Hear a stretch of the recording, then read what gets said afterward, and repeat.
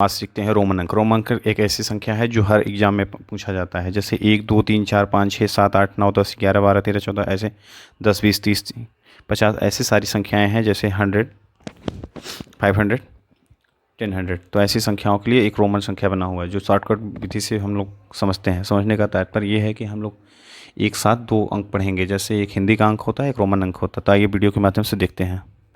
तो दोस्तों जैसे ये फर्स्ट है, फर्स्ट सेकंड थर्ड, तो हम सीखने चाहते हैं। तो जैसे एक है एक या वन को आई बोलते हैं। जैसे ये 2 है, 2 को डबल आई, 3 को ट्रिपल आई, 4 को वी के पहले एक आई लगा देते हैं, और 5 है तो वी सेम, बस वी ही लगाते हैं, ठीक है ना।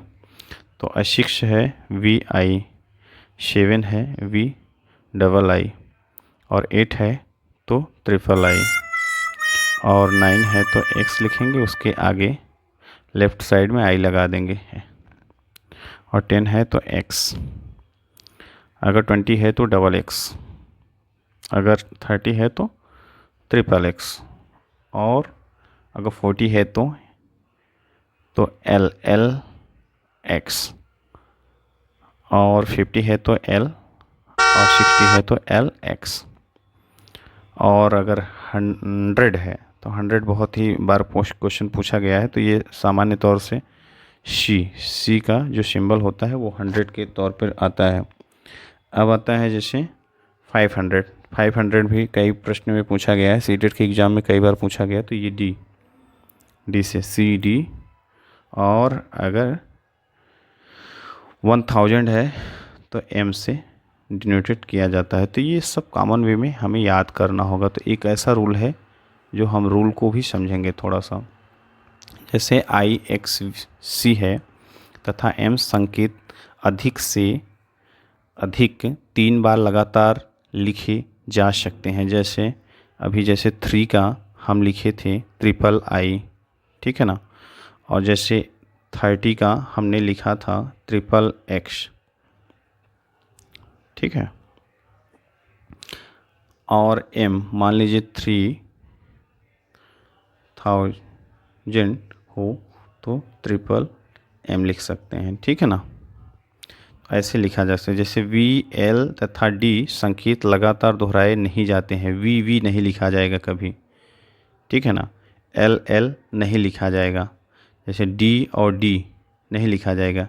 इसकी जगह वी लिखने का मतलब x लिख देंगे, l लिखने का मतलब c लिख देंगे, और d लिखने का मतलब m लिख देंगे ना, ठीक है ना। अब आइए तीसरे रूल पर देखते हैं। तो तीसरे रूल पर ये है कि जैसे i को केवल v और x से, x को केवल l और c से, तथा c को केवल d और m से ही घटाया जाएगा। जैसे क्या होता है, जैसे यहाँ लिखना है 4 लिखना है तो हम क्या करेंगे, v 5 होता है तो ऐसे v होता है, अब उससे 1 माइनस कर देंगे। अगर बाईं साइड हम लिख लेते हैं तो माइनस हो जाएगा। अब जैसे क्या किया है, 9 हमें लिखना है, मान लीजिए 9, तो x लिखेंगे, उसके आगे i लिख देंगे, तो क्या होगा, वो माइनस होके 9 हो जाएगा। अब होता है हमारा x को केवल l, जैसे हमें 40 लिखना है तो क्या करेंगे, x और l लिख लेंगे। और मान लीजिए 90 हमें लिखना है तो क्या c लिखेंगे, और इधर क्या करेंगे, x लिख देंगे, माइनस।